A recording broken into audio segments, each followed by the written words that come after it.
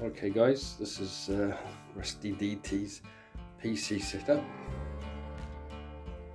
I've got my new X56 controllers mounted either side of my chair. And I've had a few inquiries about how I did it.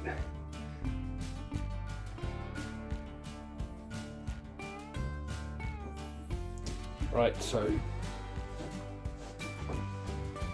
I made these base plates out of 12mm MDF,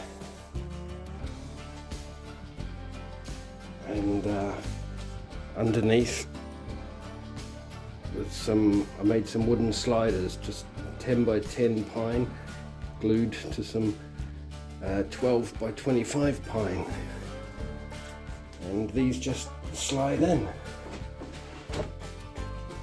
Bob's your uncle. But the good part is, if I reverse it like this,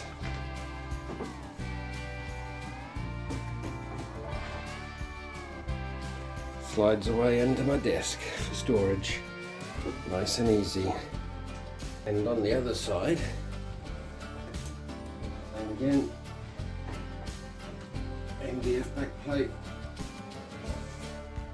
This time everything slides under sideways, just like that. Easy, nice and clean. See you later guys.